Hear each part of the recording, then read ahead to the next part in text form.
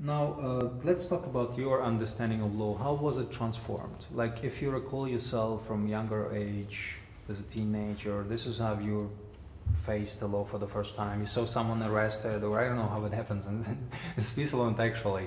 And then you went to law school, you study at law school, and then you went to United States, you study at law school there. And then you became a foreign officer, foreign relations officer, and so forth. Then you became a judge, and then you were also professor. Could you tell us about your transformation of understanding of law? Has it transformed, or just remained as you learned it from when? You ask me whether my understanding of law has been transformed. Well, I probably would find that very difficult to answer. The first concrete incident that I remember is my grandmother telling me when I was about 9 or 10, you should become a judge. You have such a pronounced sense for justice, and I see you as a judge. Okay? That was the last I heard about being a judge for quite some time, but that's the first thing I remember. I went to university and began to study both modern languages and law. I didn't know too well what law was. So for me, at that time, law was what I was told at the university, and professors have a huge responsibility to find the right way of addressing that. I was in many ways inspired by what I saw, and you can probably hear from me that I am someone rather pragmatic. I like satisfactory solutions to cases. So in that sense, I like being a judge. I like writing articles and books too, but I want to write the books my way. So they will be illustrative. They will explain to you the various sides of a problem before I go.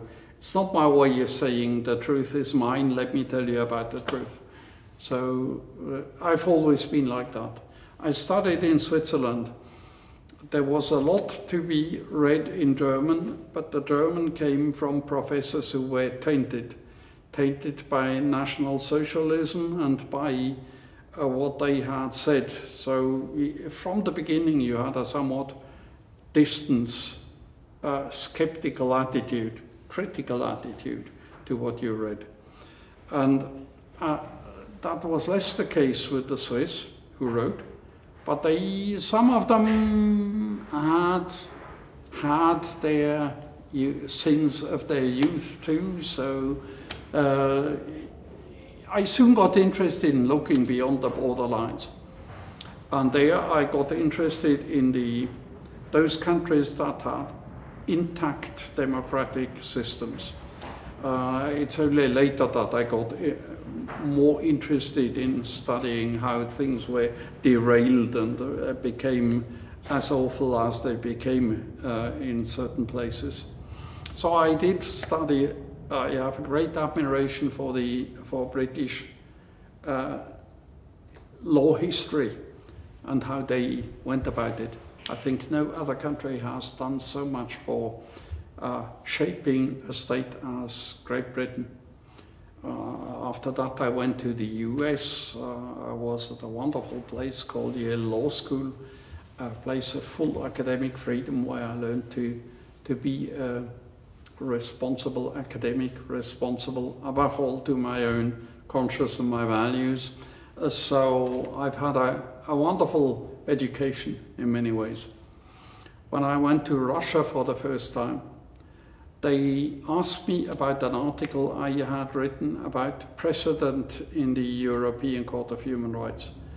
That means that judges should follow the earlier case law, because that creates continuity, predictability, that is an element of rationality in explaining what you're doing. So the Russians told me that was strange what I had written there. They had been exposed to an education that was, as they put it, normativistic, formalistic. And so to them, the supreme thing was the written statute. statutory law. And you must always, as a judge, try to realize what the democratic instance has told you. Let me tell you in brackets that it's somewhat funny. If I, who have voted in a direct democracy my life long, am being told that I should respect the democratic will, I do respect the democratic will, but not in a normativistic, formalistic sense. I think I was not really transformed. In many ways, I just learned a lot about different ways of looking at life, about the various theories that may be used in order to describe the legal process. I've always liked that. I don't like so much being told that there's one solution to a problem only. I prefer being told about the various sides. That, in a sense, will then lead us to the democratic process and separation of powers and independence of courts. That's why I'm saying it. Does it mean that there is no absolute truth, or so to say, no absolute truth, that there are multiplicity of possibilities of truth and depends on majority of opinion of majority? I think we all like to think that we are striving for truth, and we want to realize truth and turn it into a reality. Look at the decisions of the Grand Chamber